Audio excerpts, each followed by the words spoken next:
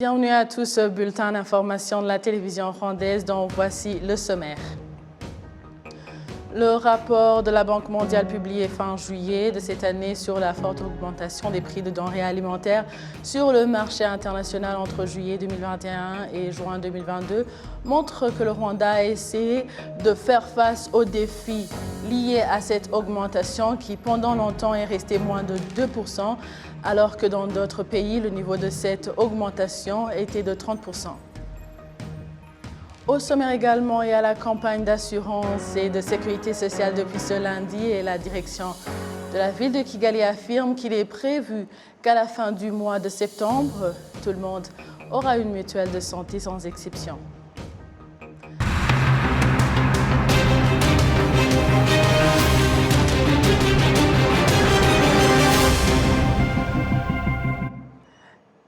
Bienvenue à tous au bulletin d'information, à la présentation Amandine Ndikumasabo. Le rapport de la Banque mondiale publié fin juillet de cette année sur la forte augmentation des prix de denrées alimentaires sur le marché international entre juillet 2021 et juin 2022 montre que le Rwanda a essayé de faire face aux défis liés à cette augmentation qui pendant longtemps est restée moins de 2%, alors que d'autres pays, le niveau de cette augmentation était de 30%, où il a dépassé dans certains pays comme l'Éthiopie, le Zimbabwe, l'Iran, l'Argentine, le Venezuela et le Liban. Ce lundi, dans la ville de Kigali, une activité d'inspection a été lancée au niveau des villages dans le programme de paiement de la mutuelle de santé. Certains habitants disent que le manque de moyens et la non-appartenance à la catégorie sociale qui leur conviennent font sujet de retard pour la cotisation de la mutuelle de santé. Selon l'Office national d'assurance et de sécurité sociale, la participation dans le district de Gasabo pour la cotisation de la mutuelle de santé est de 60,4%, alors qu'à la même période de l'année dernière, elle était de 53,4%. La direction de la ville de Kigali affirme qu'il est prévu qu'à la fin du mois de septembre, tout le monde aura une mutuelle de santé sans exception. Les nouveaux prix des produits dérivés du pétrole annoncés dimanche par le gouvernement du Rwanda sont entrés en vigueur. Ce lundi, le gouvernement indique ailleurs que ces prix ne doivent affecter en rien la hausse des autres prix sur le marché. Les détails avec Caritas Ouela.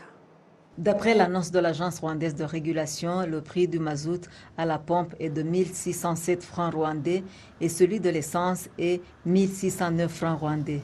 La subvention du gouvernement dans ce commerce est d'environ 10 milliards de francs rwandais pour éviter la flambée des prix dans ce domaine. Le ministre des Infrastructures, le Dr Ernest Nsabimana, a fait savoir que la flambée des prix des produits dérivés du pétrole s'explique par la guerre en Ukraine qui perdure, lesquels prix ont doublé depuis que cette guerre a commencé. Il a indiqué aussi que la hausse des prix des produits dérivés du pétrole au marché international est la conséquence de la hausse du tarif d'assurance et du transport maritime. Le ministre Nsabimana a cependant souligné qu'il y a de l'espoir qu'au cours de ce mois d'août, l'on observe une certaine réduction des prix des produits dérivés du pétrole si d'autres contraintes au niveau international ne se manifestent pas. Le ministre du Commerce et des Industries a fait savoir que cette hausse des prix des produits dérivés du pétrole ne doit pas servir de prétexte pour que les prix d'autres produits augmentent. Le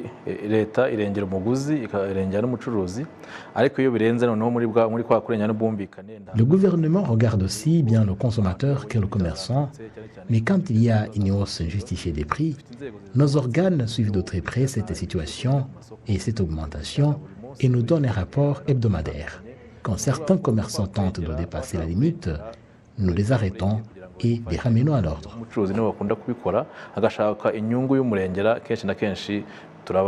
Le porte-parole de la Fédération rwandaise du secteur privé apprécie la subvention du gouvernement qui a permis de contenir la hausse exorbitante des produits dérivés du pétrole.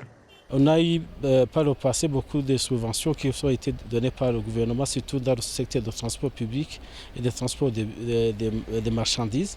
Et nous continuons à espérer à recevoir ces subventions. Mais aussi, ça aide aussi à la population de bien continuer à vaquer les occupations, à travailler, à générer des revenus, sans que l'augmentation des prix puisse affecter le mode de vie. Et nous espérons aussi qu'avec les subventions que l'État va accorder cette fois-ci et qu'il a continué à accorder, nous allons ensemble survivre à cette crise qui continue à pousser les prix du pétrole à monter. J'aimerais dire que les subventions n'ont pas été utiles seulement pour le secteur privé, mais aussi pour la population. Mais quand la population continue à avoir le pouvoir d'achat, quand les mesures qui sont été prises par le gouvernement aident la population au pouvoir d'achat, ça aide aussi le secteur privé. Parce que nous, le pouvoir d'achat de la population, c'est celui qui peut vivre les commerçants, les business, parce que tant que la population n'a pas la capacité d'acheter, on ne peut pas vendre. Mais quand le gouvernement a pris des décisions qui aident à maintenir les prix à un niveau acceptable, où la population peut toujours continuer à vivre d'une manière acceptable, ça nous aide aussi à continuer à investir et aussi à vendre nos produits. La population dans diverses parties du pays estime que l'attitude du gouvernement du Rwanda de donner des subventions dans l'objectif de contenir la flambée des prix des produits dérivés du pétrole est un signe d'une gouvernance axée sur le bien-être du citoyen. Le Sénat rwandais en session plénière extraordinaire a procédé ce lundi à l'examen de l'opportunité du projet de loi organique relative à la gestion des finances publiques. Ce projet de loi récemment que la Chambre des députés a approuvé prévoit beaucoup de changements dans l'utilisation et la gestion des finances publiques. L'un des articles de ce projet de loi organique stipule que tous les organes étatiques devront élaborer leur budget après que le Parlement ait approuvé le budget national qui comprend les grandes lignes des activités que prévoit le gouvernement au cours de l'exercice concerné et l'enveloppe pour chaque activité. Les entrepreneurs opérant au Rwanda estiment que le récent rapport du magazine World, qui a classé le Rwanda le deuxième pays le plus entreprenant en Afrique, est conforme à la réalité qu'ils expérimentent sur terrain. Ils ajoutent que ce climat sain des affaires est la principale attraction des étrangers qui s'établissent au Rwanda. C'est le cas de la compagnie de réassurance gabonaise qui s'est engagée à ouvrir un bureau au Rwanda.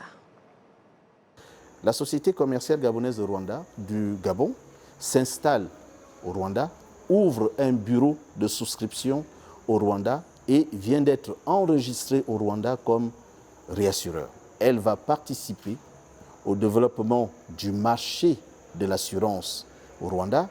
Elle va participer sous la tutelle du régulateur rwandais à la création d'un marché de réassurance au Rwanda et éventuellement un peu plus tard, si les autorités effectivement le consentent, le fonds gabonais, le fonds souverain du Gabon et le fonds souverain du Rwanda devraient, dans un avenir proche, se mettre ensemble pour créer une société de réassurance rwandaise. Ces investisseurs gabonais expliquent que la gouvernance du Rwanda et la vitalité du climat des affaires figurent parmi les principaux motifs à l'origine du choix du Rwanda. Nous avons choisi d'abord d'ouvrir un bureau au Rwanda, de créer une société donc de réassurance au Rwanda selon les normes du Rwanda. Pourquoi? Parce que le Rwanda a aujourd'hui un des meilleurs leaderships en termes gouvernementaux. Le Rwanda aujourd'hui offre de meilleures possibilités de développement d'une société, la protection des investisseurs. Et le Rwanda, certes, est un marché pas aussi grand que la Côte d'Ivoire, mais c'est un marché qui a un potentiel. Nous croyons au potentiel du Rwanda. Et à partir du Rwanda, nous allons pouvoir travailler sur l'ensemble de la zone de l'Afrique australe. Ça, c'est le premier point. Le second point, c'est que le Gabon vient d'être admis comme pays membre du Commonwealth. Et ça s'est passé au Rwanda. La déclaration a été faite ici au Rwanda il y a moins de 2 mois. Le Gabon et le Togo adhèrent donc au Commonwealth. Notre adhésion au Commonwealth, déclaration faite au Rwanda, nous impose d'être reconnaissants. Et nous avons pensé qu'avant d'aller ouvrir des bureaux dans d'autres pays, il était indispensable pour cette société à capitaux gabonais d'abord d'ouvrir un bureau au Rwanda. Ce bureau dont les activités vont commencer incessamment. Selon toujours cette société, le Rwanda profitera largement de son investissement puisqu'elle vient appuyer les efforts de développement du pays. Notre philosophie en termes de gestion des ressources humaines est que ce bureau de la SCG au Rwanda sera dirigé par des Rwandais. Nous n'allons pas faire venir de l'extérieur de la compétence parce qu'il y a de la compétence en matière d'assurance dans ce pays. Et ce pays, nous croyons en sa jeunesse. Les jeunes Rwandais qui ont fait des études en assurance, qui ont fait des études donc pour le règlement de sinistres, qui ont fait des études en comptabilité, trouveront de la place puisque nous comptons recruter quelques-uns d'entre eux. Sur le plan de la gestion on va dire, des revenus provenant du bureau du Rwanda. Notre politique, partout où nous envisageons de nous installer, est que les fonds, les capitaux provenant de notre business ici au Rwanda vont rester au Rwanda. Ne quitteront pas le Rwanda, y compris les profits que nous allons faire. Cette façon de faire a pour objet, c'est notre façon de contribuer encore une fois au développement du Rwanda, parce que les primes d'assurance des risques qui sont situés au Rwanda ne doivent pas aller ailleurs. Ça ne doit pas aller au Gabon parce que nous sommes une société gabonaise qui est venue ouvrir au Rwanda.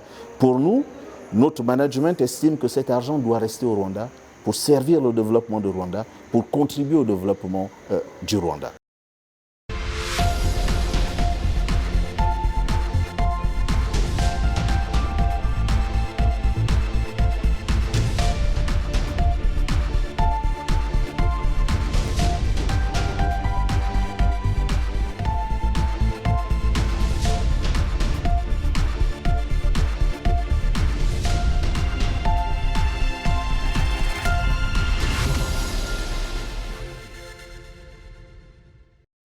Voilà, à 8 jours du 5e recensement général de la population et de l'habitat au Rwanda, certains habitants souhaitent avoir plus de précisions sur cette activité afin qu'ils puissent fournir des informations dépourvues de toute ambiguïté le moment venu. Hakolimana Gracia. Un peu partout dans la ville de Kigali, les habitants disent qu'ils disposent d'informations de base sur le recensement général de la population et de l'habitat. Les explications leur ont été fournies au cours des réunions occasionnelles, notamment celles qui suivent les travaux communautaires au Muganda. La population est également informée de ce recensement général à travers différents médias. Cependant, à quelques jours du début du recensement général de la population et de l'habitat, il y a quelques personnes opérant dans différents marchés de la ville de Kigali qui indiquent avoir besoin d'amples informations sur cette activité. Alors, le ministre de l'administration locale, Jean-Marie Vianney Gatabazi, exhorte les instances de base et ses citoyens à considérer cette activité comme la leur et bien comprendre ce que signifie le recensement général de la population et de l'habitat pour qu'ils puissent fournir des informations justes. Avant que ne débute le recensement, des réunions seront tenues et puis nous en aurons mardi dans tous les quartiers et nous rappelons aux employeurs que si quelqu'un demande l'autorisation, qu'il soit libéré parce qu'il sera recensé. Nous demandons cela aux dirigeants des instances de base concernées et les autres parce que nous serons également concernés par le recensement. Ce n'est pas bien que des agents de recensement arrivent à la maison et trouvent que vous y avez laissé le domestique pour qu'il fournisse des informations. Ce n'est pas lui qui doit le faire. C'est le chef du ménage qui doit fournir des informations.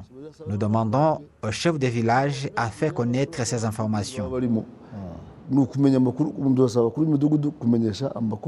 La direction générale de l'Institut national des statistiques du Rwanda indique que les questions qui seront posées sont relatives au bien-être et au développement des ménages pour que les informations fournies puissent servir de socle pour l'élaboration de la planification nationale et ne seront pas utilisées pour la fixation des impôts ou d'autres programmes comme l'UBDH.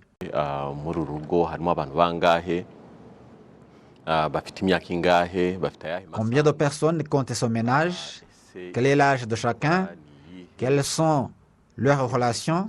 Et quelle est votre occupation? Ces informations n'ont rien à voir avec l'UBDH ni avec l'octroi de bénéfices à n'importe quelle personne. Elles ne seront pas utilisées dans le cadre de la fiscalité. Lorsque nous les avons en tant qu'Institut national de statistique, nous les harmonisons et nous les transmettons à ceux qui sont chargés de la planification. Ils ne reçoivent pas des informations concernant des personnes individuellement. La secrétaire d'État au ministère des Finances et de la Planification économique, la docteure Ouera Claudine, indique que les données du recensement général servent de point d'appui de la planification du développement socio-économique du pays. aho umuturage agenda atanga ibitekerezo by'ibyo abona bikwiye gushingirwaho kugira ngo. Là où le citoyen peut donner son opinion sur ce qui peut être fait en ce qui concerne les projets de développement. Lorsque nous disons que le citoyen est au-dessus de tout, il y a aussi la notion de transparence, comme lorsque cette planification arrive au niveau national. Nous revenons au départ pour leur présenter ce qu'ils ont choisi, ce dont nous avons discuté. Avant de les mettre en exécution ou après, nous sollicitons l'opinion du citoyen. Vous avez entendu parler des programmes gouvernementaux de l'habitat, surtout pour des personnes vivant en zone à risque, dans les marais ou dans des quartiers spontanés. Vous avez remarqué le programme gouvernemental de l'habitat ordonné comme l'a souligné le ministre.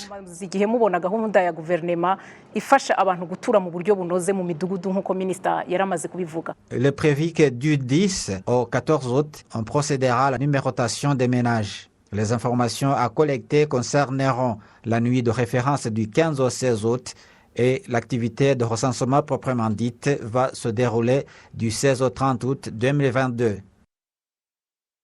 Merci à vous tous qui étiez avec nous, avec toute l'équipe qui a réalisé ce bulletin d'information. Je vous souhaite de passer une agréable soirée. Vous étiez avec Amandine Dikoumassa. À la prochaine et d'ici là, portez-vous bien.